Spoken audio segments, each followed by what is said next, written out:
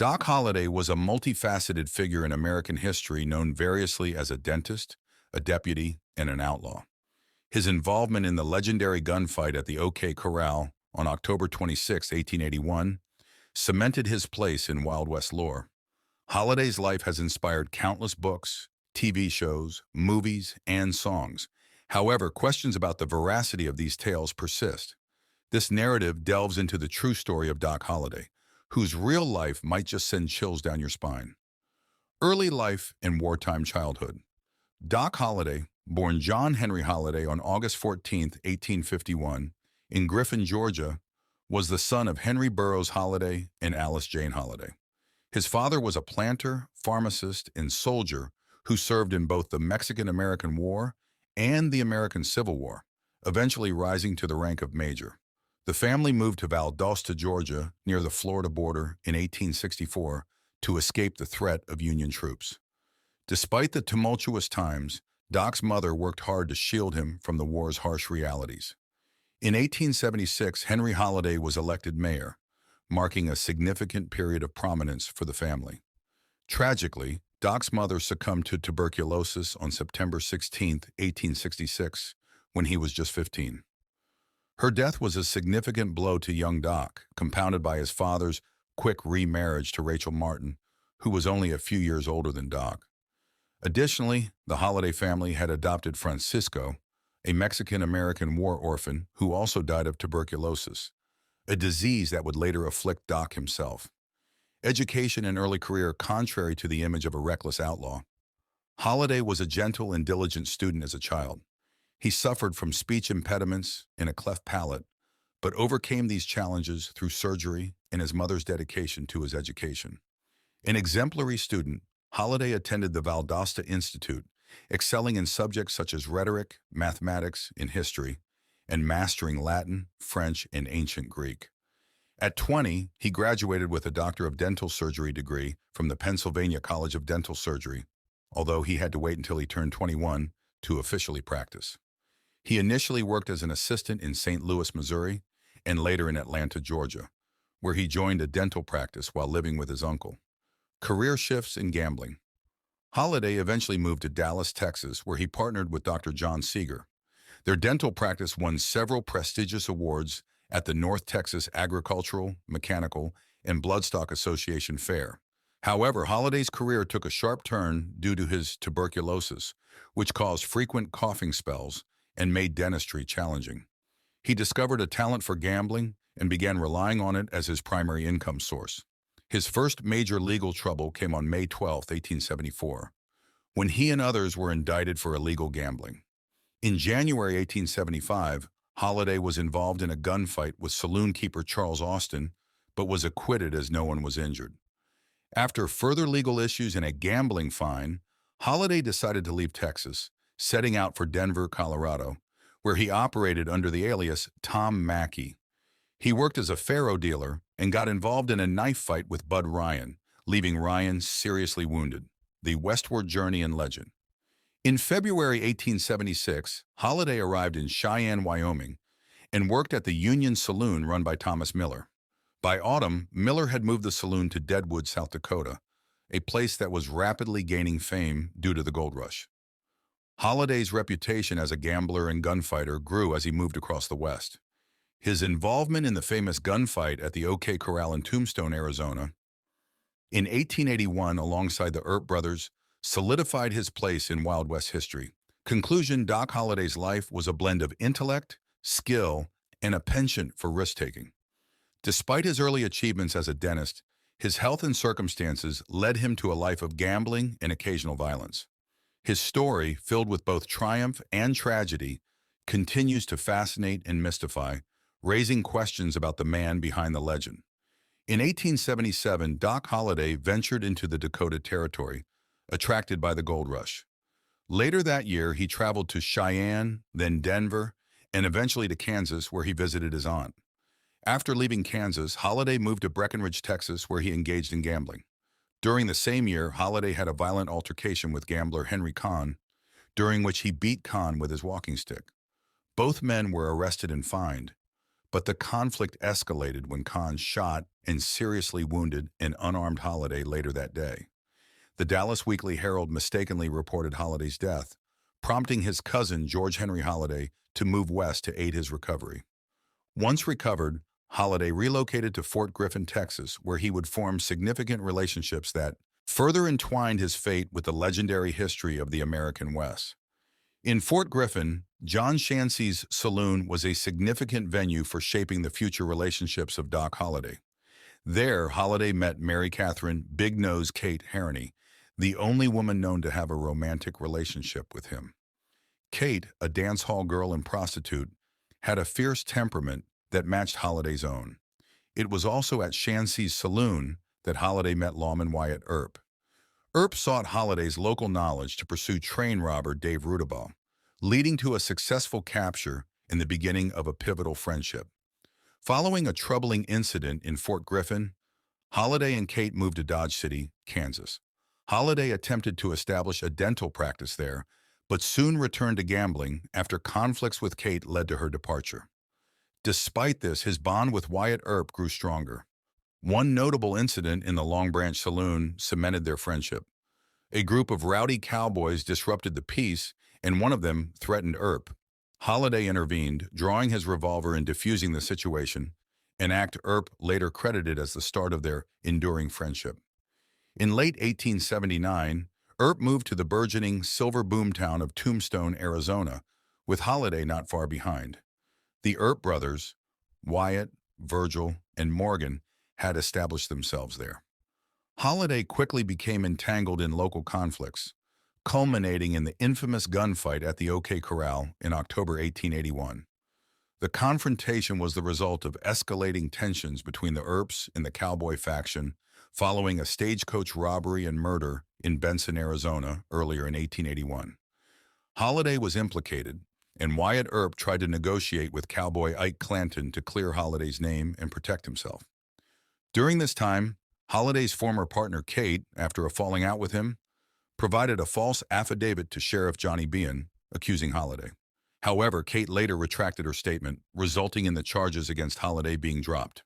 The feud between the Earps and the Cowboys continued to intensify.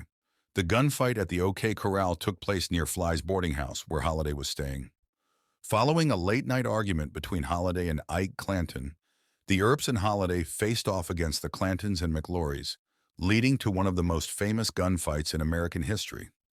Based on an eyewitness account, the brawl began when Doc Holliday, wielding a flashy, nickel-plated pistol, may have instigated the confrontation. Despite Marshal Virgil Earp's efforts to disarm the Cowboys peacefully, it seems Holliday initiated the clash. He entered the fray with Virgil's coach gun, a gift from Earp, concealed under his long coat. Virgil, aiming to avoid panic among Tombstone citizens, decided not to carry visible weapons. However, this strategy backfired. While Virgil used a walking stick, Holliday reportedly jabbed a cowboy in the chest with a shotgun before stepping back. Soon after, Holliday used the same weapon to fatally shoot Tom McLaury in the chest with a load of buckshot. This likely happened early in the fight before Holliday even fired his pistol. After an inquiry and legal hearing, it was determined that the shootout involving Holliday and the Earps wasn't a criminal act. However, the town was abuzz with talk about the group's controversial use of violence. Just when it seemed the saga had concluded, matters worsened in Tombstone. First, Virgil Earp was ambushed and seriously injured in December 1881. Then Morgan Earp was ambushed and killed in March 1882. Witnesses accused some cowboys of shooting Virgil on December 27, 1881, and killing Morgan on March 19, 1882. Additional evidence suggested their involvement in these acts. After Virgil was attacked, Wyatt Earp was appointed as a deputy U.S. Marshal. He recruited Holliday, Warren Earp, Sherman McMasters, and Turkey Creek Jack Johnson to help. When Morgan was killed, Wyatt and his posse ensured that Virgil and his wife, Allie, could catch a train to Colton, California, to recover from Virgil's severe shotgun wound. However, on March 20, 1882, in Tucson, they allegedly spotted Frank Stillwell and Ike Clanton hiding near the railroad cars, seemingly ready to attack. The next morning, Virgil Stilwell's body was found by the tracks, riddled with buckshot and bullet holes. Wyatt Earp later claimed he had killed Stilwell with a shotgun. This led Justice of the Peace Charles Meyer to issue arrest warrants for 5 members of Earp's party, including Doc Holliday. After a brief return to Tombstone, Earp's posse, now joined by Texas Jack Vermillion, moved east to Pete Spence's ranch. According to eyewitness Theodore Judah, the Earp posse arrived at a woodcutting camp around 11 p.m., asking for Spence and Florentino Indian Charlie Cruz. Learning that Spence was in jail and Cruz was cutting wood nearby, they followed Judah's directions. Judah soon heard a dozen or so shots, and the next morning, he found Cruz's body riddled with bullet holes. 2 days later, Earp's crew headed to Iron Springs in the Whetstone Mountains to meet Charlie Smith, who was expected to bring $1,000 from their supporters in Tombstone. Wyatt Earp and Doc Holliday led the group and stumbled upon 8 cowboys camping there. Only Wyatt Earp and Holliday left records of the encounter. Curly Bill, one of the cowboys, saw Wyatt and immediately fired a shotgun at him, sparking chaos as the other cowboys reacted. During the heated confrontation, Earp's posse pulled out their weapons and began shooting. Wyatt Earp dismounted his horse, armed with his shotgun. In a dramatic twist, Texas Jack Vermillion's horse was shot, fell on him, and trapped his leg, wedging his rifle underneath. This left him in a precarious position with no good hiding spots. Realizing the danger, Doc Holliday, Johnson, and McMaster retreated. Determined not to let Curly Bill have the last word, Wyatt Earp fired back with his shotgun, aiming at Curly Bill's chest. Earp later claimed his shot nearly cut Curly Bill in half. Curly Bill fell into a nearby spring and died. The cowboys responded with a barrage of gunfire, but the only casualty on Earp's side was Vermillion's horse. Wyatt Earp, known for his quick draw, managed to shoot Johnny Barnes in the chest and wound Milt Hicks in the arm. Meanwhile, Vermillion, trapped and unable to retrieve his rifle from under his fallen horse, became a vulnerable target for the cowboys. Doc Holliday heroically helped Vermillion find cover.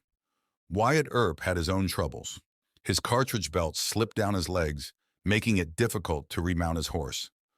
Bullets flew everywhere, piercing Earp's coat and even hitting his boot heel and saddle horn. Despite the chaos, Wyatt finally mounted his horse and escaped. McMaster was also hit, with a bullet slicing through the straps of his field glasses. After the intense shootout at Iron Springs, Doc Holliday and 4 other posse members faced warrants for the killing of Frank Stilwell and decided to flee Arizona, heading to New Mexico and then Colorado. A significant twist occurred when Wyatt Earp and Doc Holliday, once close allies, had a serious disagreement in Albuquerque while dining at Fat Charlie's The Retreat restaurant. Holliday made an ethnic insult about Earp, calling him a damn Jew boy. This enraged Earp, who stormed out, leading to the end of their partnership. Earp stayed with Henry Jaffa, a Jewish businessman and president of the Board of Trade in Albuquerque. Jaffa hosted Earp in his home, and Earp showed respect for Jewish tradition by touching the mezuzah upon entering. Earp's strong reaction to Holliday's insult suggests that his relationship with Josephine Marcus, who was Jewish, might have been more significant than previously known. In his final days, Doc Holliday moved to Colorado. The high altitude in Leadville affected his health and gambling abilities. In 1887, he sought the healing waters of Glenwood Springs, but likely worsened his condition due to the sulfurous fumes. As he lay dying, Holliday asked for a sip of whiskey and found humor in his bootless feet, remarking, "This is funny," before passing away on November 8, 1887. Contrary to popular belief, Wyatt Earp was not present at Holliday's death and only learned of it months later. Holliday was buried in Linwood Cemetery, though there is some debate about whether he is truly buried in the marked grave due to the frozen ground at the time of his burial. Doc Holliday's notorious reputation is well documented. Historical accounts consistently describe Holliday as quick to draw his pistol, though his aim was often imprecise. In 3 out of 4 documented gunfights, he only managed to wound his opponents: Billy Allen in the arm, Charles White with a scalp graze, and he completely missed saloonkeeper Charles Austin. Shortly after his arrival in Tombstone in 1880, A drunken Holiday accidentally shot Milt Joyce, the owner of the Oriental Saloon, in the hand and hit Joyce's bartender Parker in the toe. Neither were his intended targets. Doc Holliday was fined for assault and battery, despite folklore attributing numerous fatal shootings to him. Contemporary evidence from newspapers and legal records only confirms one such incident, the shooting of Mike Gordon in 1879. Similarly, tales of Holliday engaging in knife fights lack substantiation in historical records, warranting skepticism towards these colorful stories. Holliday's confrontational nature and fierce public persona were essential for earning respect as a gambler in Tombstone. In January 1882, diarist Parsons recorded an incident where Holliday challenged Johnny Ringo to a gunfight, saying, "All I want of you is 10 paces out in the street." The confrontation was prevented by the Tombstone police, who arrested both men. Holliday's involvement in the deaths of Frank, Stillwell, and 3 other men during the Earp vendetta ride is also uncertain. Though he was present at the events, he is believed to have been the second shooter of Stillwell and might have killed Tom McLaury. Either Holliday or Morgan Earp fired the second bullet that killed Frank McLaury. Doc Holliday's legacy. Doc Holliday is an iconic figure of the American Old West, forever linked with Wyatt Earp in the infamous gunfight at the OK Corral. Their friendship is legendary in Western lore, with Holliday often portrayed as Earp's loyal sidekick. This image of unwavering loyalty and camaraderie has cemented their status as symbols of true friendship in the rough days of the Wild West. Commemorations and celebrations honor Holliday's legacy. In Fayetteville, Georgia, Holliday's uncle's home is marked with a historical sign, and a life-size statue of Holliday and Earp by sculptor Dan Bates stands tall at the historic railroad depot in Tucson, Arizona. The statue was dedicated on March 20, 2005, marking the 122nd anniversary of Wyatt Earp's confrontation with Frank Stillwell. Griffin, Georgia celebrates Doc Holliday Days annually, honoring Holliday's birthplace. Valdosta, Georgia hosted a Doc Holliday look-alike contest in January 2010 as part of their centennial celebration. Tombstone, Arizona also hosts events commemorating Doc Holliday.